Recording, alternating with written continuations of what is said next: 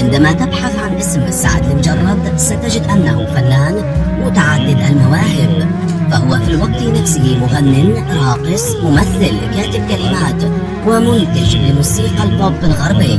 كما إنك ستعرف أنه مغربي الأصل، مسلم الديانة، ظهر إلى الحياة في 7 أبريل من عام 1985. سعد المجرد كان زميلا للفن منذ مهده، حيث إن والده البشير عبدو فنان وأمه نزهة الركراكي ممثلة. تعلم المجرد الموسيقى في إحدى المخيمات الصيفية في صغره، وذلك بحسب رواية والدته، التي أضافت أيضا أن والده أخذه معه مرة إلى برنامج تلفزيوني كان ينقل على القناة الأولى المغربية. فطلب سعد من مقدم البرنامج أن يمنح فرصة له للغناء، واختار أغنية لعمرو دياب لإلقائها، وكان إلقاؤه مميزا للغاية، مما أثار إعجاب جميع من حضر حينها.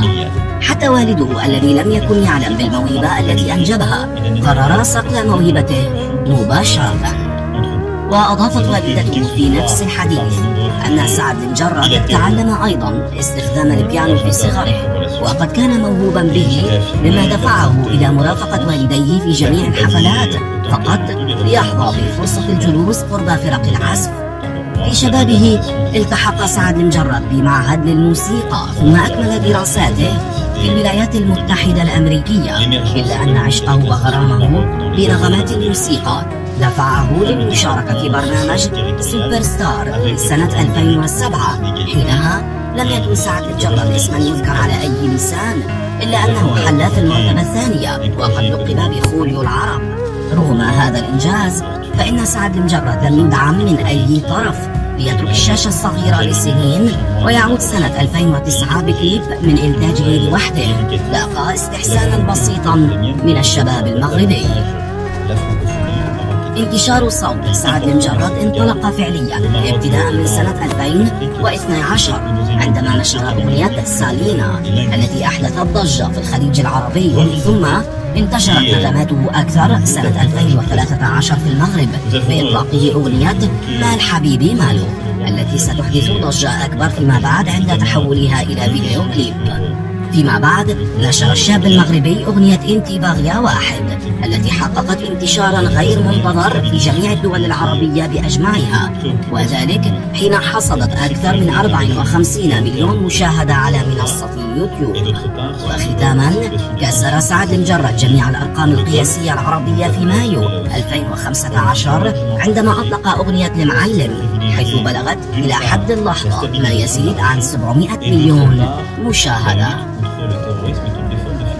لكن في أغسطس من عام 2018 أعاد سعد المجرد لفت انتباه الجميع، إنما بطريقة قد لا يحسد عليها، حيث اتهمته شابة في 29 من عمرها باغتصابها تحت التعنيف، وذلك في مدينة سان تروبي الفرنسية في إحدى المنتجعات، لتتناقل وسائل الإعلام الخبر وتقلب وسائل التواصل الاجتماعي رأسا على عقب، حيث إنها المرة الثانية في سنتين التي يتهم فيها الفنان بالاغتصاب بعد سنة 2016، خصوصا أن القضية الأولى لم يتم حلها بعد.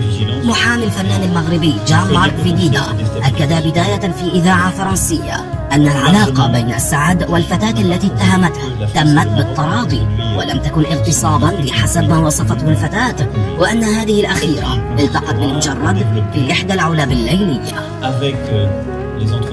قضية سعد المجرد شهدت عدة تطورات. أولا، إن محاميه طلب من القضاء إطلاق سراحه مؤقتا مقابل كفالة مالية، إلا أن القاضي رفض ذلك، ولكن الطلب الثاني تم قبوله في سبتمبر، حيث أطلق سراحه وقتيا بشرط إقامته جبريا في منزله بفرنسا وسحب جواز سفره.